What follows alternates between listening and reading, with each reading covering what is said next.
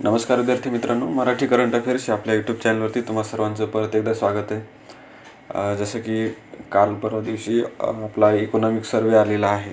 आपल्या अर्थमंत्र्यांनी तो संसदेमध्ये मांडलेला आहे. आता आपण त्याबद्दल आपल्याला माहिती घ्यायची आहे आणि त्या संबंधित सर्व प्रश्न वगैरे आपण या व्हिडिओच्या माध्यमातून पाहणार आहोत.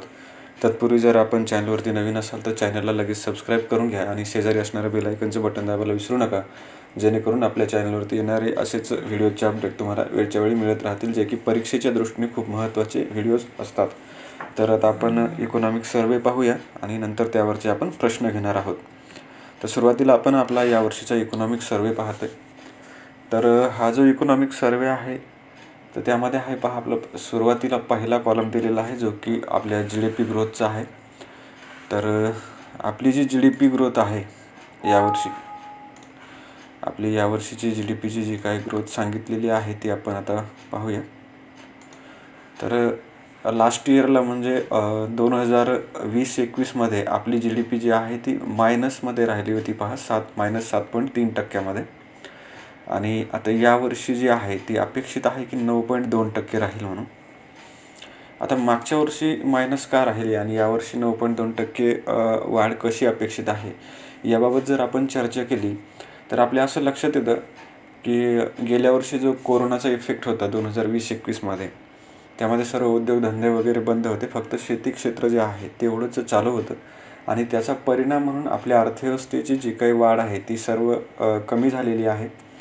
हे त्याचं मुख्य कारण होतं आणि सर्व जगामध्येच अशा प्रकारचं कोरोनाचं संकट त्या काळात होतं आणि आता ते थोडं सावरलेलं आहे आणि त्यामुळे उद्योगधंद्यामध्ये यामध्ये परत पुन्हा काय झालेलं आहे, एक उसळी घेतलेली आहे ह्या सर्व प्रोसेसने.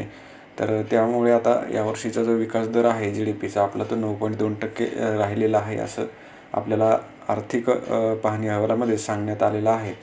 त्याचबरोबर पुढच्या वर्षी आपला अपेक्षित अहवाल आहे 8% ते 8.5% असं आपल्या आर्थिक पाहणीमध्ये सांगण्यात आले, जे की आपल्या इथं दिसतं ह्या चार्टमध्ये.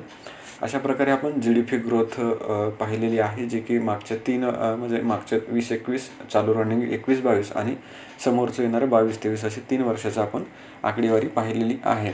आता ही आकडेवारी तुम्ही लक्षात ठेवायची आहे. नंतर आपण यावरती समोर प्रश्न देखील घेणार आहोत. तर पुढचा मुद्दा आहे आपला वित्तीय तूट किती आहे. तर भारताची जी वित्तीय तूट आहे त्याबद्दल आपण पुढच्या चार्टमध्ये पाहतोय की हा जो चार्ट आहे यामध्ये 2018-19 नंतर 19-20 आणि 20-21 व 21-22 अशा 4 वर्षाची वित्तीय तूट दिलेली आहे. तर 20-21 या वर्षासाठी जी आपली तूट राहिलेली आहे ती आहे 9.2% आपली वित्तीय तूट आणि 21-22साठी म्हणजे आता चालू या वर्षामध्ये आपली वित्तीय तूट कमी झालेली आहे आणि ती आता 6.8% आलेली आहे. तर या वर्षामध्ये वित्तीय तूट का निर्माण झाली असेल तर त्याला हे रिझन कोरोनाचंच होतं, जो की जागतिक महामारीमुळे सगळ्या गोष्टी बंद पडलेल्या होत्या आणि त्यामुळे अर्थव्यवस्थेत खूप मोठं संकट निर्माण झालं होतं. त्याचा परिणाम म्हणून आपली वित्तीय तूट एवढ्या मोठ्या प्रमाणावरती वाढली होती, जी की 4.6%वरून 9.2%पर्यंत वाढलेली होती. हे आपल्याला लक्षात ठेवायचं आहे. त्यानंतर पुढचं आपण पाहणार आहोत महागाई, जे काही किंमत वाढ या बाबतीमध्ये पाहणार आहोत. तर 2018-19 पासून या ठिकाणी देखील 4 वर्षाचा आपल्याला डेटा दिलेला आहे. तर त्यामध्ये यावर्षीचा आपला जो CPI एकत्रित आहे तो आहे 5.2%. ही आकडेवारी आपल्याला महत्त्वाची ठरते परीक्षेच्या दृष्टीने. आणि जो होलसेल प्राईस इंडेक्स आहे तो खूप मोठ्या प्रमाणामध्ये वाढलेला आहे, तो आहे 12.5%. तर हे गोष्टी देखील आपण लक्षात ठेवायची आहे. आता या ठिकाणी जास्त विश्लेषण करण्याचं कारण हे आहे की मी जास्त विश्लेषण सांगणार नाही, कारण की व्हिडिओची लांबी खूप मोठी होते आणि नंतर मग बाकीच्या सगळ्या गोष्टी बघणाऱ्यालाही तेवढा वेळ पाहिजे हे सगळ्या गोष्टी. त्यामुळे आपण लेक्चरमध्ये याबाबत विश्लेषण करू शकतो. व्हिडिओमध्ये आपल्याला ह्या फास्ट याचं रिव्हिजन करायचं आहे, त्यासाठी आपण एकदम शॉर्टमध्ये हे घेणार आहोत. त्यानंतर पुढं आपल्याला इकडं बघायचं आहे बघा, फॉरेन एक्सचेंज म्हणजे आपलं परकीय चलनसाठा आपल्याकडे सध्या किती आहे आणि त्या सर्व गोष्टी त्याच्या रिलेटेड. तर हे इथे त्याचा 4 वर्षाचा इथे त्याचा पण डेटा आहे परकीय चलनसाठ्याचा. तर 18-19ला आपला परकीय चलनसाठा होता पहा 412.9 बिलियन डॉलरमध्ये होता. त्यानंतर आपला इकडे 19-20ला जो आहे तो 477 आहे, 477. आणि नंतर पुढे आपण 20-21ला गेलो की अजूनही आपला परकीय चलनसाठा वाढला. तो $577वरती पोहोचला आणि 21-22 म्हणजे या वर्षामध्ये तो विक्रमी वाढलेला आहे, जो की त्यानं आता $600चं लिमिट क्रॉस केलेली आहे. म्हणजे बघा 400ची लिमिट 18-19मध्ये दिसते आपल्याला, 400 गाठले. 400च्या नंतर 450 आपण 19-20मध्ये गाठलेला आहे. त्यानंतर 20-21मध्ये 500-550च्या पुढं आपण गेलो परकीय चलन साठ्यामध्ये आणि 21-22ला आपण 600 क्रॉस केलेला आहे. तर हा जो आहे परकीय चलन साठ्याचा विक्रम आहे तो आपण लक्षात ठेवायचा असतो. याच्यावरती आयोग प्रश्न विचारत असतो, त्यामुळे आपण लक्ष देणं गरजेचं आहे या मुद्द्यांवरती. त्यानंतर पुढचं जे दिलेलं आहे आपल्याला इन्फोग्राफिक्स, त्यामध्ये ॲग्रिकल्चर क्षेत्र आहे, म्हणजेच आपलं कृषी क्षेत्र आणि त्याच्याशी संबंधित मत्स्य व्यवसाय, ह्या सगळ्या गोष्टी, वन आणि मत्स्य व्यवसाय ह्या गोष्टी इथं दिलेल्या आहेत.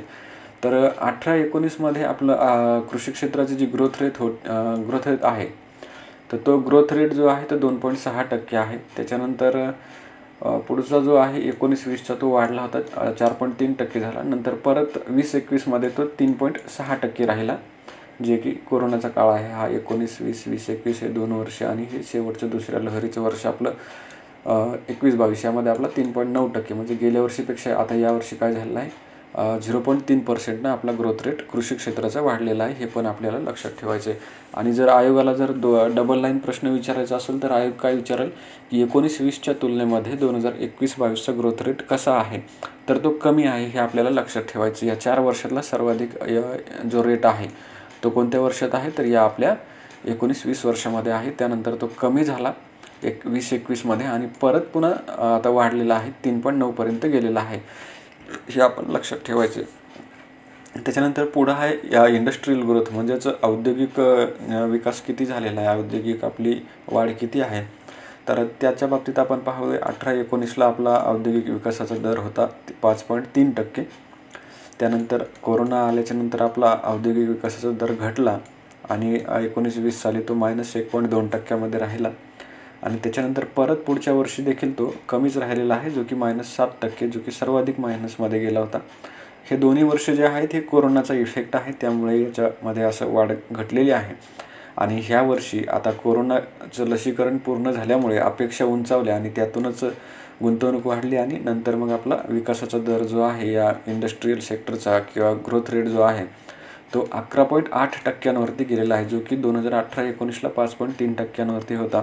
या ठिकाणी देखील आयोगाला प्रश्न बनवण्यासाठी आयोग MPSC काय करतं की सरळ 11.8% असा प्रश्न विचारणार नाही आपल्याला, तर मागचा डेटा धरून त्याला आधारित एक प्रश्न आपल्याला विचारेल.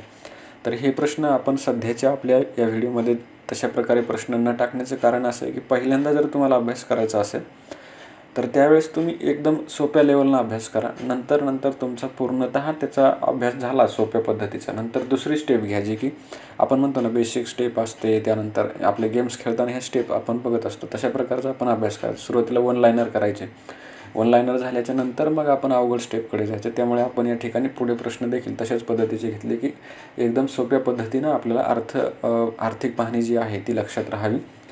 तर 11.8%चं या वर्षीचं जे काय आहे 21-22 या वर्षाचं अनुमानित अंदाज आहे की आपलं औद्योगिक क्षेत्र 11.8%चं राहील. त्यानंतर पुढं आपण गेलो सर्व्हिस सेक्टरमध्ये.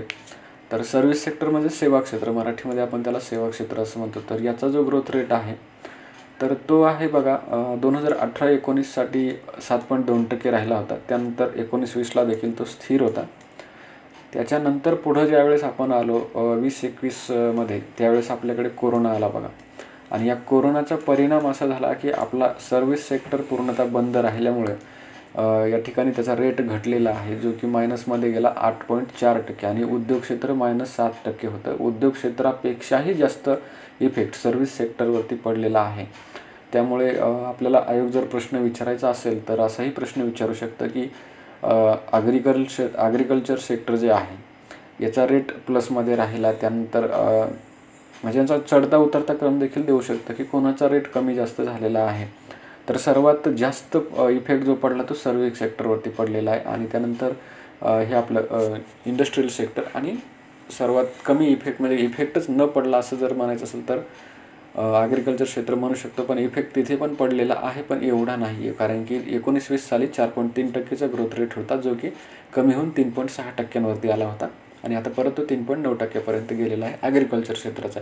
आणि सेवा क्षेत्राचं किती आहे तर -8.4%वरून तो यावर्षी डबलच परत वरती आलेला आहे, म्हणजे तो जवळपास 8.2%. मग हे व्ही शेप रिकव्हरीचं जी चर्चा चालते ती इथे आपल्याला दिसते बघा. इथे पण असं व्ही शेप बनतोय. तर हे दोन्ही सेक्टरमध्ये ते व्ही शेप बनलेली आहे, ज्याच्याबद्दल आपण नंतर कधीतरी आपले जसे काही आपले चॅनल ग्रो करेल नंतर आपण लेक्चर स्टार्ट करू, तर त्यावेळेस आपण या सर्व गोष्टींवरती चर्चा करणार आहोत. व्ही शेप काय असते, सर्व अर्थशास्त्राच्या सर्व संकल्पना आपण एकदम व्यवस्थितरित्या त्या ठिकाणी समजून घेणार आहोत. आता हा व्हिडिओ त्यासाठी नाही आहे की सर्व संकल्पना इथे समजून सांगू शकतो मी. आपल्याला फक्त आर्थिक पाहणी आणि तिच्याशी संबंधित बेसिक प्रश्न या व्हिडिओमध्ये पाहायचे आहेत, जे की आपल्या परीक्षेच्या दृष्टीने महत्त्वाचे ठरू शकतात. तर आता ही आपण आर्थिक पाहणीचा आपण हा धावता आढावा घेतलेला आहे. आणि सध्या भारताचा आझादी का अमृत महोत्सव सुरू आहे, त्यामध्ये ही आर्थिक पाहणी आहे, जी की 2021-22 या वर्षासाठी काय केली आहे आपल्या अर्थमंत्र्यांनी सादर केलेली आहे. आता आपण यावरचे प्रश्न पाहूया. तर पहिला प्रश्न आहे बघा, नुकतीच भारताची आर्थिक पाहणी 2021-22 संसदेमध्ये कोणी सादर केलेली आहे? तर याचं योग्य उत्तर काय आहे तर भारताच्या अर्थमंत्री निर्मला सीतारामन यांनी काय केले आहे, भारताची आर्थिक पाहणी 21-22 या वर्षासाठी सादर केलेली आहे. कुठे तर संसदेमध्ये. त्यानंतर आता आपण पुढचा प्रश्न पाहणार आहोत. इकॉनॉमिक सर्वे कोणाच्या मार्गदर्शनाखाली तयार केला जातो? हा प्रश्न देखील आपल्याला महत्त्वाचा ठरतो, कारण की आपल्याला इतिहास देखील माहिती पाहिजे की हा कशा प्रकारे तयार होतो, काय सर्व गोष्टी माहीत असतील तर आपण परीक्षेमध्ये कशाही प्रकारचा जरी प्रश्न आला तर त्याचं उत्तर देण्यासाठी आपण तयार असतो. त्यामुळे लक्षात ठेवायचं, इकॉनॉमिक सर्वे हा इकॉनॉमिक सल्लागार म्हणजे मुख्य आर्थिक सल्लागार किंवा चीफ इकॉनॉमिक ॲडवायझर यांच्या मार्गदर्शनाखाली काय केला जातो, तयार केला जातो, ना की अर्थमंत्र्यांच्या. आपण फक्त याचं उत्तर काय आहे तर मुख्य आर्थिक सल्लागार आयोग त्या ठिकाणी आपल्याला फसवू शकतो अशा प्रकारे प्रश्न विचारून, त्यामुळे हे उत्तर लक्षात ठेवायचं. तिसरा प्रश्न पाहूया. भारतीय आर्थिक सर्वेक्षण हा भारत सरकारच्या कोणत्या मंत्रालयाचा वार्षिक दस्तऐवज आहे? प्रश्न काय आहे, भारतीय आर्थिक सर्वेक्षण हा भारत सरकारच्या कोणत्या मंत्रालयाचा वार्षिक दस्तऐवज आहे? तर याचं योग्य उत्तर काय आहे तर वित्त मंत्रालयाचा हा काय असतो, वार्षिक दस्तऐवज असतो. कोणता तर भारतीय आपला आर्थिक सर्वेक्षण अहवाल. आता आपण पुढचा प्रश्न पाहूया.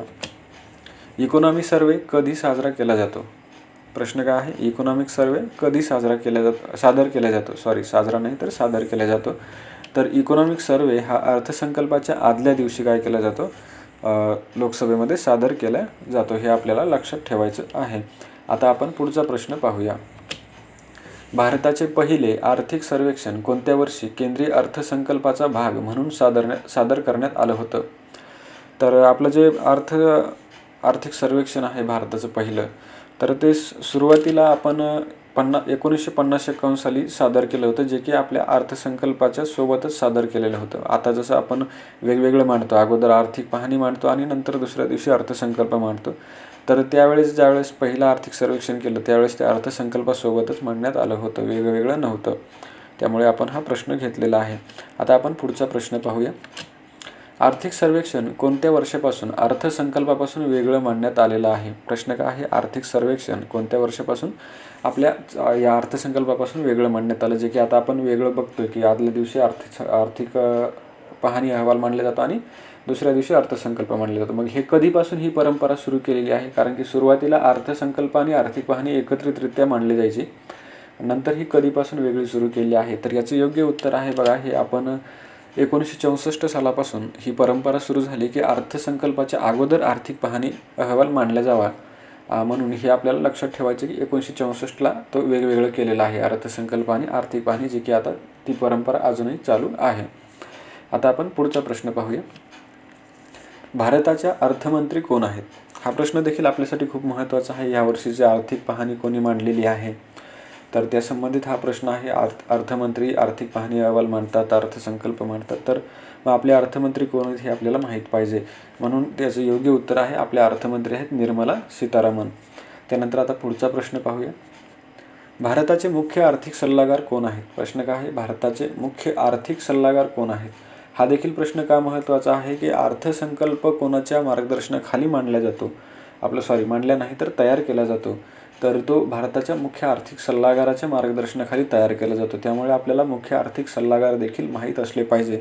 म्हणून आपल्याला उत्तर आहे अनंत नागेश्वरन, ज्यांची आता नुकतीच केंद्र सरकारनं मुख्य आर्थिक सल्लागारपदी नियुक्ती केलेली आहे. हा प्रश्न आपल्यासाठी दोन्ही दृष्टी महत्त्वाचा आहे. एकतर आता आर्थिक पाहणी अहवाल आलेला आहे, त्यांच्या मार्गदर्शनाखाली तो तयार केलेला आहे आणि नुकतीच केंद्र सरकारनं त्यांची नियुक्ती देखील त्या पदावरती केलेली आहे. त्यामुळे चालू घडामोडीमध्ये हे दोन प्रश्न त्यांच्या बाबतीमध्ये ताजे आहेत की जे बनू शकतात. त्यानंतर आपण पुढचा प्रश्न पाहूया. इकॉनॉमिक सर्वे किती महिन्यासाठी प्रसिद्ध केला जातो? प्रश्न काय आहे? इकॉनॉमिक सर्वे किती महिन्यासाठी प्रसिद्ध केला जातो?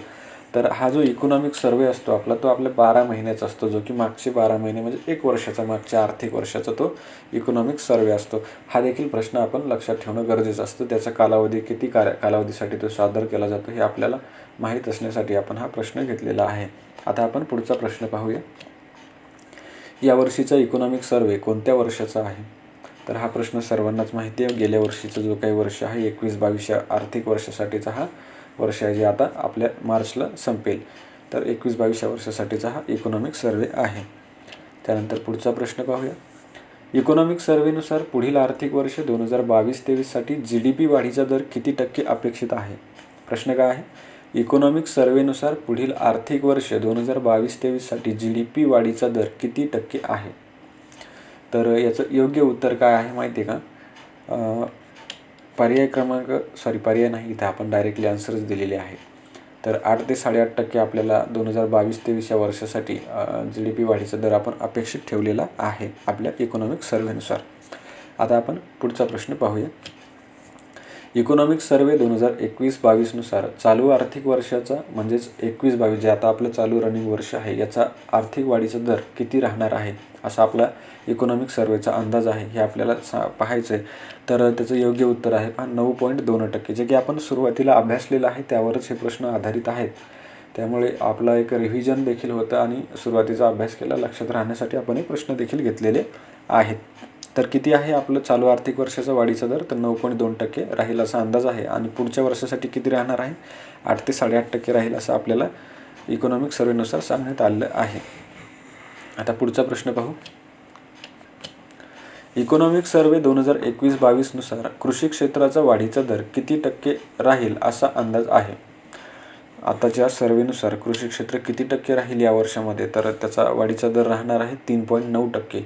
आपल्या कृषी क्षेत्राचा वाढीचा दर किती राहणार आहे? 3.9%. आणि आदल्या वर्षी किती होतं? 3.6%. आणि त्याच्या अगोदर 4%च्या आसपास काहीतरी होता.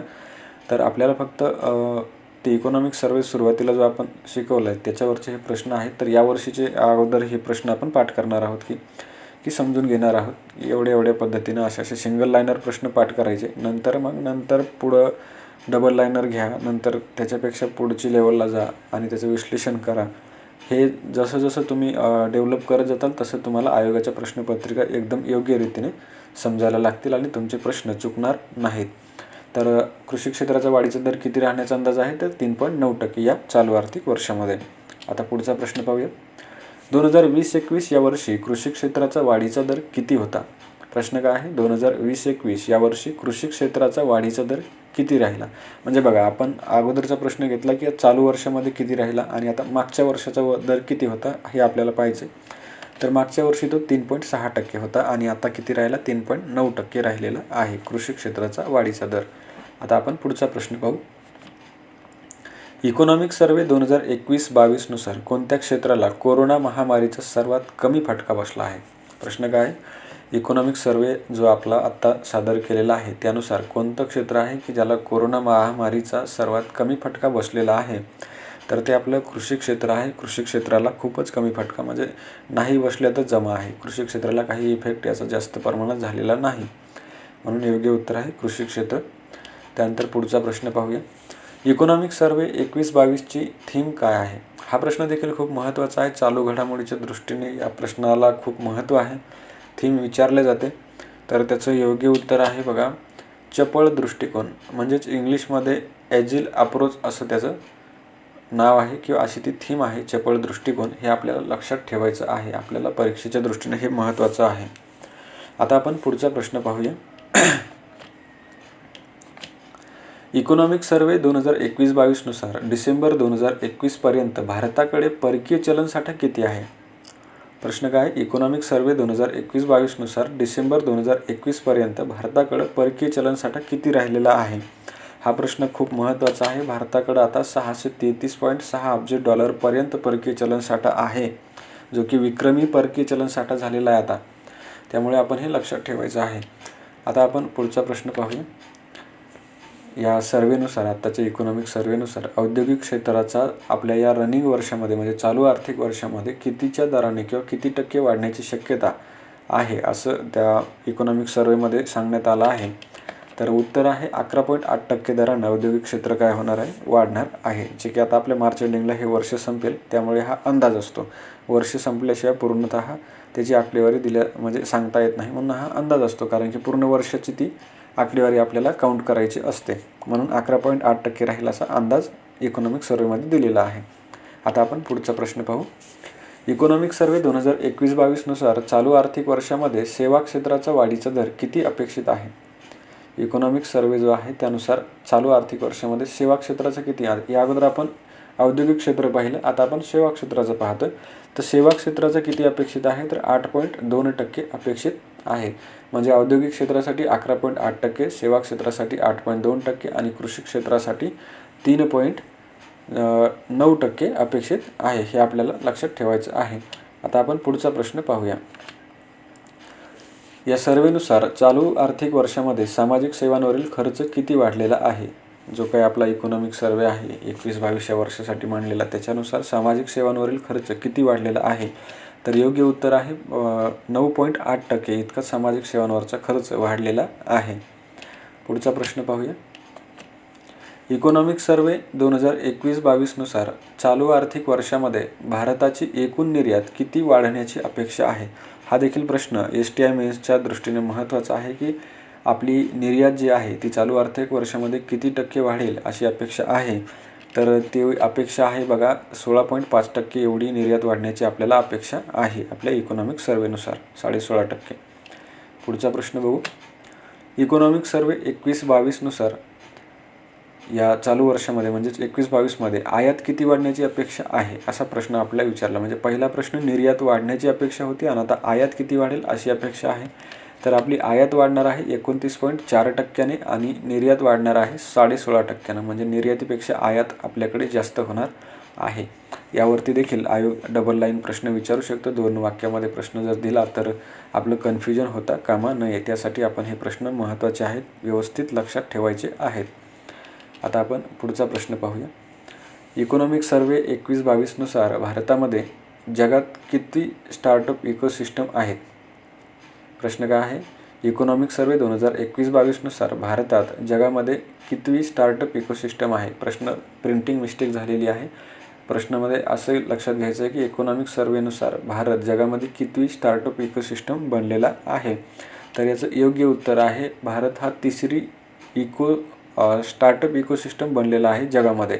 आणि पहिल्या 2 कोणत्या आहेत? तर अमेरिका आणि चीन या आहेत. हे आपल्याला लक्षात ठेवायचं. स्टार्टअप म्हणजे काय? तर नवीन उद्योगांची स्थापना करण्यामध्ये हे भारताचा क्रमांक 3रा आहे. त्यानंतर आपण पुढचा प्रश्न पाहूया. इकॉनॉमिक सर्वे 21-22 नुसार भारतामध्ये किती युनिकॉर्न स्टार्टअप आहेत? आता ही संकल्पना देखील खूप महत्त्वाची. युनिकॉर्न स्टार्टअप ही एक नवीन संकल्पना आपल्यासाठी असू शकते. त्यामुळे आपण हिच्याबद्दल देखील आपण एका लेक्चरमध्ये याच्यावरती विश्लेषण करूया. युनिकॉर्न स्टार्टअपच्या काय व्याख्या आहे किंवा याला कशाला युनिकॉर्न स्टार्टअप म्हणायचं, तर ते आपण नंतर पाहूया. तर या ठिकाणी आपल्याला एकच लक्षात ठेवायचं की युनिकॉर्न स्टार्टअप किती आहेत? तर आपल्याकडे 44 युनिकॉर्न स्टार्टअप आहेत हे आपल्याला लक्षात ठेवायचं. युनिकॉर्न म्हणजे काय? तर 1 बिलियन भाग भांडवल ज्याचं पोहोचलेलं आहे त्या स्टार्टअपला युनिकॉर्न स्टार्टअप असं म्हणतात. हे एक शॉर्टकट आहे. त्यानंतर आपण त्याचे विस्तार वगैरे नंतरच्या लेक्चरमध्ये पाहूया. एप्रिल-नोव्हेंबर 2021 दरम्यान किती वैयक्तिक डीमॅट खाती जोडली गेली? हा प्रश्न देखील आपल्यासाठी महत्त्वाचा आहे, कारण की मागच्या वर्षामध्ये खूप मोठ्या प्रमाणामध्ये डीमॅट अकाउंट ओपनिंग झालेले आहेत आणि त्यामुळे आपल्या देशाच्या आर्थिक विकासाला हातभार लागतोय. तर किती डीमॅट खाती जोडली गेली? तर 221 लाख इतकी डीमॅट खाती मागच्या वर्षामध्ये जोडण्यात आलेली आहेत, एप्रिलपासून नोव्हेंबर 2021 पर्यंत. त्यानंतर पुढचा प्रश्न बघू. ई वाहनांना प्रोत्साहन दिल्यामुळे किती शहरांच्या हवेची गुणवत्ता सुधारली आहे? हा देखील प्रश्न महत्त्वाचा आहे. पर्यावरणाच्या दृष्टीने आर्थिक पाहणीमध्ये याबाबत सुधारणा जर झाली असेल तर आपल्याला परीक्षेमध्ये विचारलं जाऊ शकतं की ई वाहनांना प्रोत्साहन दिल्यामुळे काय झालेलं आहे. तर त्यासाठी आपण हा प्रश्न घेतलेला आहे.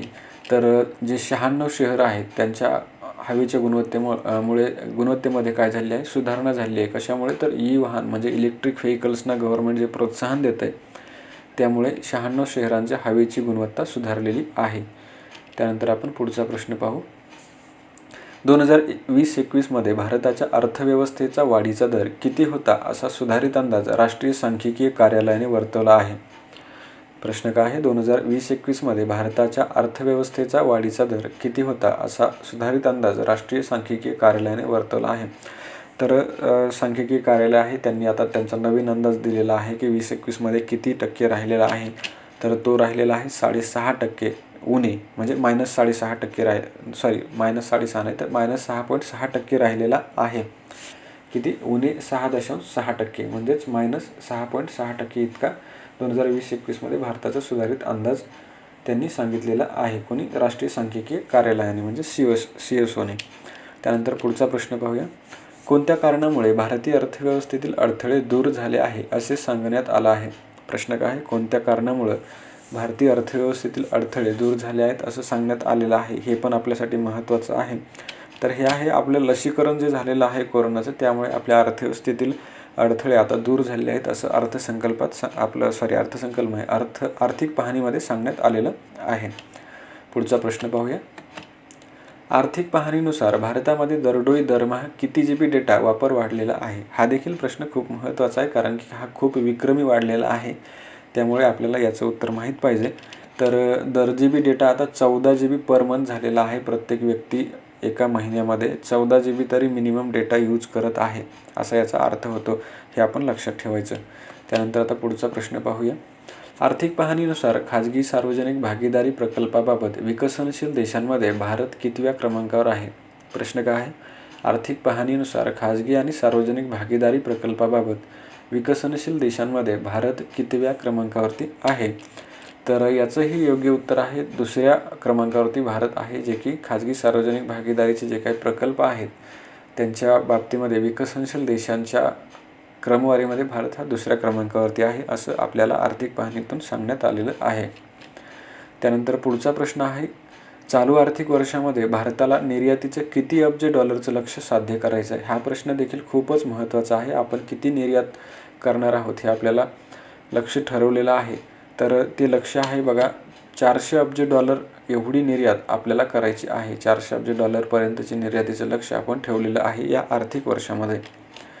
त्यानंतर आता पुढचा प्रश्न आहे. इकॉनॉमिक सर्व्हे 2021-22 नुसार भारताची वित्तीय तूट किती आहे? प्रश्न काय आहे? इकॉनॉमिक सर्व्हे 2021-22 नुसार भारताची वित्तीय तूट किती आहे? तर याचं योग्य उत्तर आहे 6.8% एवढी वित्तीय तूट आपल्या इकॉनॉमिक सर्व्हेनुसार सांगण्यात आलेली आहे. त्यानंतर पुढचा प्रश्न पाहूया. इकॉनॉमिक सर्व्हे 2021-22 नुसार भारताचा घाऊक किंमत निर्देशांक किती टक्के आहे? कोणता? तर होलसेल प्राईस इंडेक्स हा किती टक्के राहिलेला आहे? तर याचं योग्य उत्तर आहे 12.5% म्हणजे 12.5% एवढा आपला होलसेल प्राईस इंडेक्स यावर्षी राहिलेला आहे. आणि त्यानंतर आता पुढचा प्रश्न आहे. इकॉनॉमिक सर्व्हे 21-22 नुसार एकत्रित ग्राहक किंमत निर्देशांक किती राहिला आहे? काय आहे? जो आहे आपला कंबाईन CPI तो किती राहिलेला आहे असा प्रश्न आहे. तर याचं योग्य उत्तर आहे 5.2% एवढा आपला कंबाईन CPI राहिलेला आहे, म्हणजेच एकत्रित ग्राहक किंमत निर्देशांक. होलसेल प्राईस इंडेक्स आहे 12.5% आणि हा 5.2% ग्राहक किंमत निर्देशांक आहे. त्यानंतर पुढचा प्रश्न नाही आहे. आता आपले एवढे प्रश्न होते, हे प्रश्न संपलेले आहेत.